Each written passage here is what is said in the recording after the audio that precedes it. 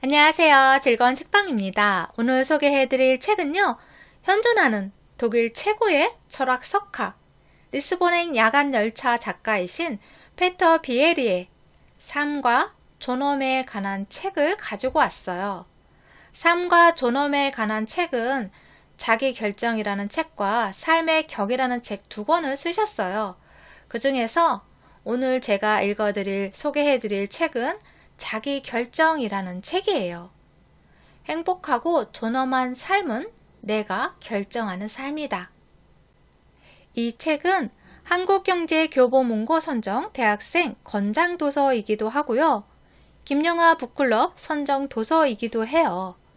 우리가 삶을 살아가면서 타고난 것들은 결정할 수 없지만 어떻게 살아갈지는 스스로 결정할 수 있어야 하잖아요.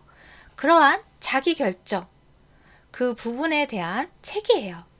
이 책에서는 세 가지로 나눠서 강의를 해주세요. 첫 번째는 자기 결정의 삶은 어떤 모습일까? 두 번째 강의에서는 자기 인식은 왜 중요한가? 세 번째, 문화적 정체성은 어떻게 탄생하는가?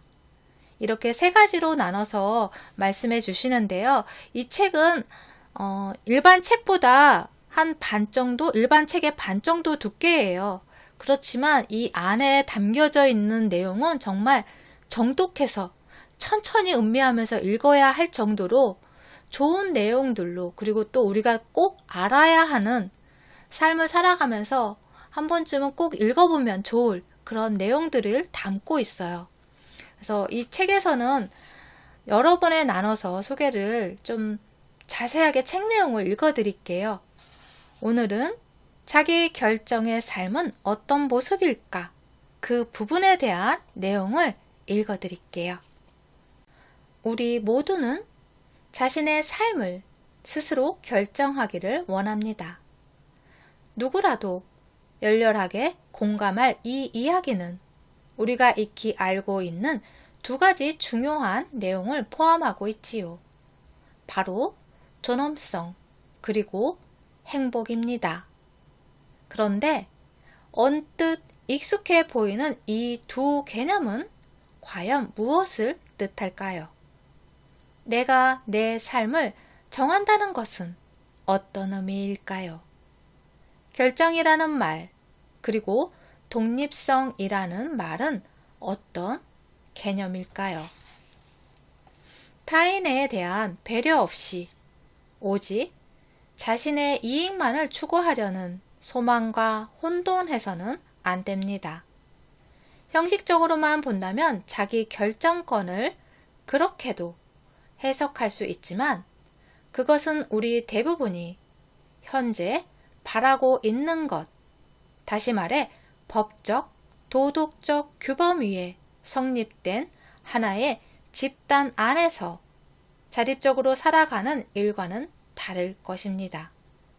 여기서 규범은 사회적 정체성을 규정짓는 역할을 합니다. 이 규범이 없다면 존엄성도 없고 행복도 없을 것이지요. 이렇게 해석을 내릴 때 스스로 결정짓는 삶은 이 규범의 틀 안에서 외부로부터의 강제 없는 삶, 그리고 어떤 규범을 통용할 것인지에 결정에 참여할 수 있는 삶을 말하는 것이 되겠습니다. 독립성은 타인에 관한 것이 아닌 스스로에 대해 결정할 수 있는 능력을 말하는 것이 되지요. 외부 세계의 압제에 맞서 내 삶을 스스로 지휘한다는 것을 넘어서 이제 그것과 완전히 별개의 의미로 내 삶의 작가, 내 인생의 주체가 되는 것이 주제가 됩니다. 나의 생각과 의지와 감정들이 세상에서 일어나는 사건들에 의해 이리저리 튀는 고무공의 신세라면 내가 그것들을 스스로 정한다는 말이 결국 말뿐인 허울이 되는 것 아닌가요?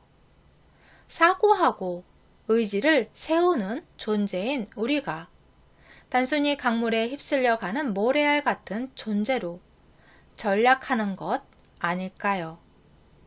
내가 원하는 많은 것들은 타인이 내게 말했던 것에 영향을 받아 특정한 것을 믿고 느끼고 바라도록 만들어진 데 기원할 때가 많습니다.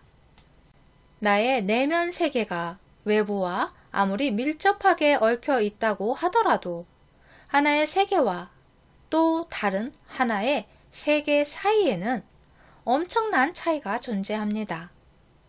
하나는 자신의 사고와 감정과 소망을 주관하여 말 그대로 삶의 작가요, 그의 주체가 되는 삶이고, 다른 하나는 어떤 사건을 단순히 맞닥뜨리거나 당하여 그 일로 인한 경험에 그저 속수무책으로 압도될 수밖에 없는, 그래서 주체가 되는 대신에 단순히 경험이 펼쳐지는 무대가 될 수밖에 없는 삶을 가리킵니다.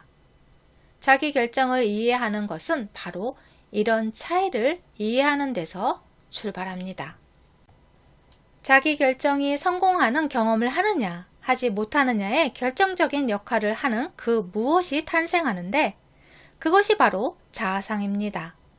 자아상은 우리가 어떤 모습이고 싶은가에 대한 생각입니다. 지금 여기서 말할 수 있는 것은 다음과 같습니다. 우리의 삶이 내적으로 그리고 외적으로 우리의 자아상과 조화롭게 어울릴 수 있을 때, 그리고 우리가 행위와 사고와 감정과 소망에 있어서 되고 싶어 하는 모습의 사람이 되었을 때, 그것을 자기 결정적 삶이라고 할 수 있다는 것이지요. 바꿔 말하면 자기 결정이 한계에 부딪히거나 실패하는 것은 자아상과 현실 사이에 큰 간극이 존재할 때라고 할 수 있습니다.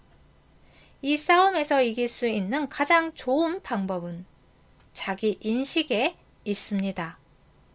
원하는 나의 모습과 현재의 내가 너무 달라 계속해서 마음의 괴로움에 시달리고 있다면 자아상뿐만 아니라 자꾸만 고개를 쳐드는 그 욕구들의 근원지를 찾아 나서야 합니다. 알지 못하고 이해하지 못하는 사이 나를 조종하는 나의 느낌들과 내가 원하는 것들의 표면 밑에서 흐르고 있는 소용돌이를 감지해내는 것이 중요합니다. 자기 결정은 내가 나 자신을 이해하는 것과 굉장히 깊은 연관이 있습니다. 개인의 삶은 겉으로 드러나는 이력이나 의식되고 있는 내적 이력이 보여주는 것보다 더 많은 생각과 감정과 상상력을 내포하고 있습니다. 현실적인 자아상에 도달하여 그 자아상과 합의를 이루려 하는 사람은 의식되지 않는 삶의 이력을 깨트려 보는 작업을 시도해야 합니다. 이렇게 해야만 자기 인식의 걸림돌이 되는 내적 강박과 자기 기만을 해결할 수 있지요.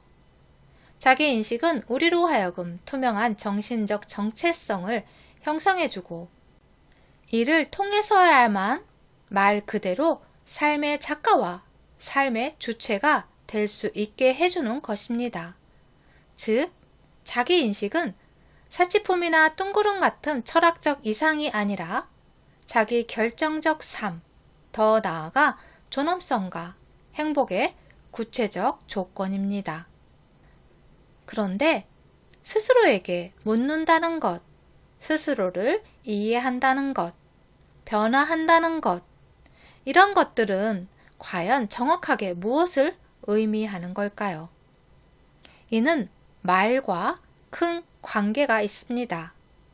우리가 생각하고 경험하는 것들에 대한 정확한 말을 찾아내는 것입니다.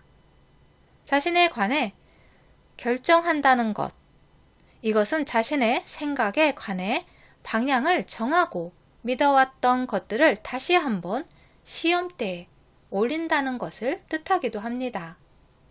사고에 있어서 성숙해지고 자립적이 된다고 하는 것은 우리가 무엇을 생각한다고 믿게끔 속이는 맹목적인 언어 습관에 대해 잠들어 있던 촉을 세우는 것을 뜻하기도 합니다. 이러한 경각심은 두 가지로 표현할 수 있습니다. 첫째는 정확한 의미를 따져보는 것이고, 둘째는 그것이 그 의미를 가졌다는 것을 과연 무엇을 통해 알게 되었는가를 생각하는 것입니다. 자유, 정의, 애국심, 존엄성, 선과 악 등 중대한 주제를 접했을 때 본능처럼 이러한 질문을 제기하는 것이 익숙해지는 삶이 바로 자기 결정적 삶입니다. 자신에 대해 결정한다는 것은 사고를 조망하는 능력과 사물의 명확함을 추구하는 일 모두에 언제나 굽힘없는 열정을 가진다는 것과 동합니다. 그래서 자신의 자기 결정권을 갖기 위해서 도움이 되는 것이 뭐가 있냐면요. 여기서는 문학을 이야기하고 인간관계에서 배울 수 있는 점을 이야기를 해요. 그래서 문학에 대해서 이렇게 말씀을 하세요. 지금까지 우리의 사고, 소망, 감정, 기억 등에 대해 이야기한 것을 달리 표현해 본다면 자기 결정의 의미는 우리가 그것들을 배워 자신의 것으로 만드는 것이라고 할 수 있습니다. 이것은 상당히 어려운 과업입니다. 어떤 의미에서는 가장 어려운 과제일 수도 있지요.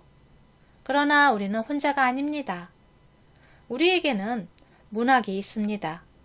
문학은 어떻게 우리에게 도움이 될까요? 읽기와 쓰기가 자기 결정력을 습득하는 데에 어떤 역할을 하는 것일까요? 문학 작품을 읽으면 사고의 측면에서 가능성의 스펙트럼이 열립니다. 인간이 삶을 이끌어 나가는 모습이 얼마나 다를 수 있는가를 알게 되는 것이지요. 문학 작품을 읽기 전에는 미처 생각하지 못했던 지점에 대해 이제 상상력의 반경이 보다 넓어진 것입니다. 이제 더 다양한 삶의 흐름을 상상해 볼 수 있게 되었고, 더 많은 직업과 사회적 정체성, 인간관계의 다양한 종류를 알게 됩니다. 뿐만 아니라 한 삶의 내적 관점에 대해서도 우리의 공감 능력이 성장합니다. 우리는 정신적 정체성의 성공과 실패, 발전에 대해 많은 것을 알게 됩니다. 그리고 자기 결정을 구성하는 것이 무엇인지, 실패하면 어떻게 해서 실패하는 것인지도 알 수 있지요. 문학 작품을 읽음으로써 이러한 현상이 어떻게 생성되는지에 대한 이해가 깊어가는 것은 자기 결정을 추구하고 자신에게 중요한 것이 무엇인지, 어떤 사람이 되고 싶은지 자문하는 사람에게 결정적인 의미를 가집니다. 이러한 질문의 답은 오직 여유로운 가능성의 장 안에서 여러 가지 입장을 바꿔보는 정신적 활동을 할 때에만 얻을 수 있습니다. 자신의 삶을 결정하고 명확한 정체성을 추구한다는 의미에서 삶을 변화시키는 데에 독서보다 좀 더 큰 역할을 하는 것은 이야기를 직접 쓰는 것입니다. 그래서 글쓰기도 말씀하세요. 그리고 인간관계에 대한 내용이 있는데요. 그 부분에 대한 책 내용을 읽어드릴게요. 우리가 맺는 인간관계 중에는 특히 소중하고 가치 있는 것으로 경험되는 것도 있는데, 우리는 이것을 도덕적 친밀감이라고 부릅니다. 이러한 종류의 만남 안에서 복합적이고 깊은 도덕적 감수성이 발전할 수 있습니다. 타인의 시선, 타인이 휘두르는 그러한 힘으로부터 자신을 보호하려면 어떻게 해야 할까요? 이는 눈과 귀를 틀어막는다고 해결되지 않습니다. 다치지 않으려고, 잘못된 방향으로 끌려가지 않으려고 인공적으로 쌓는 내면의 성벽 안에 자신을 가둘 수 없습니다. 자기 결정적으로 발전해 나가는 일은 타인의 시선을 맞닥뜨리고 그에 맞설 때에만 가능합니다. 여기서 가장 쉬운 방법은 외부로부터의 모든 시선을 독립적인 정신적 정체성으로 되받아치는 것입니다. 그러나 타인으로부터 완전히 분리되어 생겨나거나 작용하는 정체성이란 존재하지 않습니다. 그러므로 타인의 시선과의 대결이 자기 결정적인 성질을 띠려면 자기가 누구인지 끊임없이 묻고 또 묻지 않으면 안 됩니다. 이 질문은 자아상과 자기 인식과도 물론 관련이 있지만 지금은 타인의 판단을 바라보는 눈에 더 초점을 맞춘 것입니다. 내가 가진 것 중 나는 보지 못하지만 타인은 볼 수 있는 것에는 어떤 것이 있는가? 타인의 시선은 나의 자기 기만을 발견하는가? 이런 식으로 우리는 자신의 자아상을 점검하고 자기 인식의 새로운 전환점을 선사하는 계기로 삼을 수 있습니다. 그러나 이러한 자아 확인에도 우리가 거리를 둬야 할 측면이 있습니다. 바로 라브르에르가 꼬집었던 것으로 타인은 어디까지나 타인에 불과하며 그들이 우리를 평가할 때 우리 자신과는 아무 관계도 없는 오직 그들만의 문제인 수만 가지 요인에 의해 그 평가가 왜곡되고 부정적이 된다는 사실을 잊어서는 안 된다는 것입니다. 자기 결정적 삶은 이러한 낯섦도 견뎌낸다는 것을 뜻합니다. 좀 더 복잡한 형태의 자기 결정을 구체적으로 말하면 다음과 같습니다. 자기 자신에 대해 비판적 거리 유지하기, 각자 차별화된 자아상 만들어가기, 그 자아상을 마지막 순간까지 끊임없이 새롭게 고쳐나가며 발전시키기, 자기 인식을 넓혀가기, 자신만의 생각과 감정과 기억을 갈고 닦기, 소리 없이 이루어지는 타자의 조종을 명료히 꿰뚫어보고 방어하기, 그리고 자기 목소리 찾기. 네, 오늘은 여기까지 읽어드릴게요. 여러분 삶에 자기 결정적인 삶을 살아가는 데 도움이 되는 영상이었으면 좋겠어요. 구독과 좋아요도 부탁드릴게요. 지금까지 들어서 감사합니다. 다음 시간에 또 만나요.